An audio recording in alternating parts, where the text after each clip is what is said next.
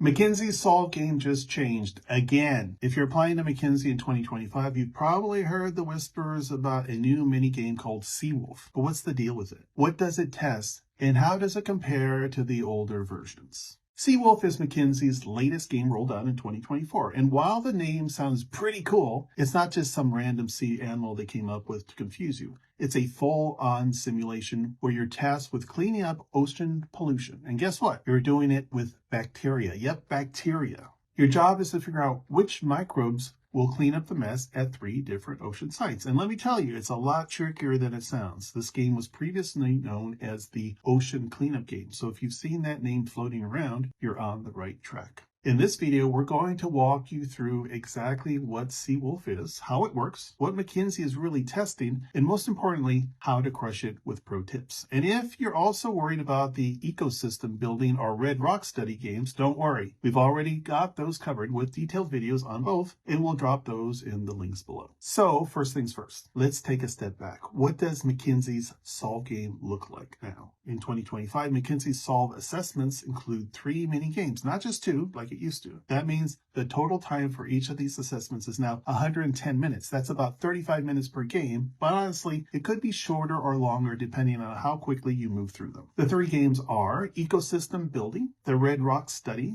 and Seawolf, the new edition we're focusing on today. If you want more information on ecosystem or red rock, we've already broken down those in other videos. Links in the description below. All right, now let's move into Seawolf. This game is all about cleaning up the ocean using bacteria, but not just any bacteria, specific microbes that will be the most effective for each cleanup site. And you've got 3 different sites to tackle. Each site comes with its own challenges and specific characteristics, so no 2 are the same. You'll be given a sticky note for each site that stays on your screen while you play. The sticky note shows you the attributes and traits of the microbes that would be best suited to clean up the site. These attributes include things like permeability, mobility, and energy, all rated on a scale of 1 to 10. Then there are traits like aerobic, heat resistant, and phosphorus removal. Let's break it down. Step 1.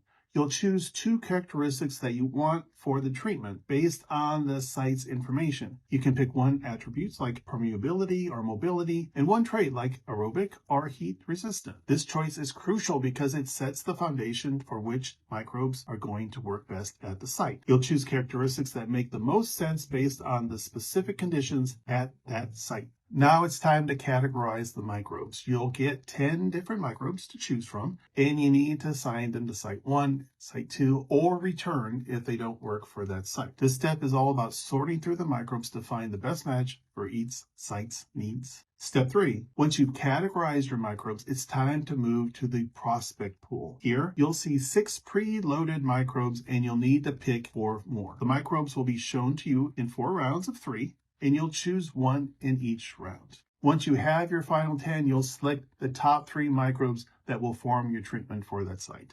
Then you repeat the same process for the other 2 sites. So, how can you approach this to pass the game successfully? Let's dive into some pro tips that will help you make smarter decisions and save time while playing the Seawolf game. Pro tip number 1, use Excel or Google Sheets to stay organized. The game throws a lot of data your way, and without a system, things can quickly get messy. By creating a spreadsheet, you can track each microbe's characteristics and how they match with the site's attributes. Organizing the microbes this way helps you see the best candidates at a glance and speeds up your decision making. For example, in Excel or Google Sheets, you could create columns for each characteristic like permeability, energy, etc., and the microbe's corresponding scores. This will make comparing them much easier. Pro tip number 2, speed up calculations with Excel or Google Sheets. There's math involved in comparing microbes to site requirements, and it can get tedious if you're doing it all manually. You can use formulas to filter or calculate which microbes fit the best, so you're not spending unnecessary time doing mental math. If a site requires a microbe with energy levels between 6 and 8, you can filter or set up conditional formatting in a spreadsheet to quickly identify which microbes fit that requirement.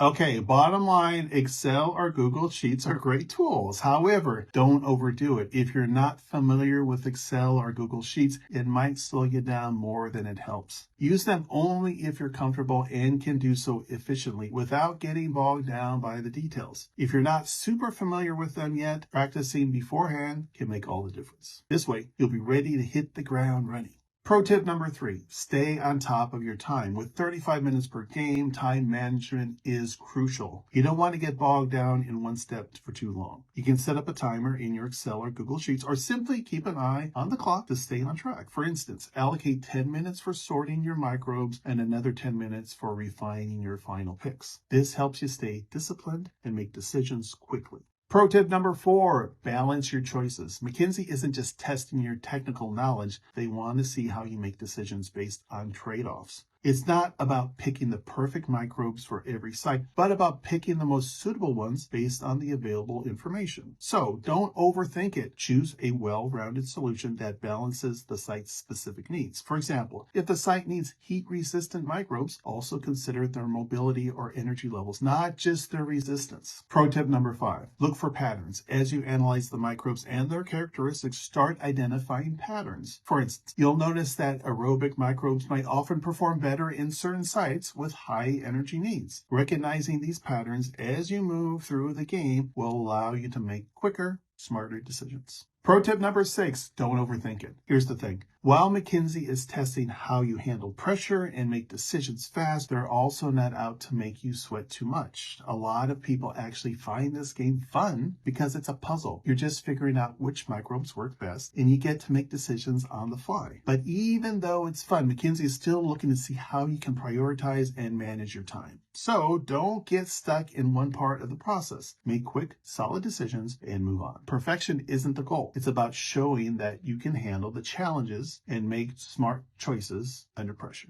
As you move through the game, remember McKinsey is watching how you prioritize, adapt, and stay cool. So stay organized, keep it light, and you'll do great. And that's the full breakdown of McKinsey's Solve Seawolf game. Now that you know the steps and pro tips, you're more than ready to tackle it. I'm curious, will you be going through an online assessment soon? If you comment below the firm and the test that you will take, I will share with you some useful resources to pass it. For example, you can put McKinsey Solve game if that is your upcoming assessment. And so if you are serious about becoming a consultant at McKinsey or another firm, I would love to help you. My team and I are former consulting recruiters and interviewers who help applicants land interviews, prepare for any assessments like the McKinsey Solve game, and pass the interviews so they land their consulting offer. To date, we have a 90% success rate. That means 9 out of 10 applicants who work with us land at least one offer, and we've helped over 800 people already land a job in consulting. Click on the link below to book a call with my team to find out more. Booking this call could put you one step closer to landing your offer at McKinsey and other management consulting firms. But you don't have to take my word for it. Hear it from Town. Town got into McKinsey despite having no business background. I'll link to her videos somewhere around me.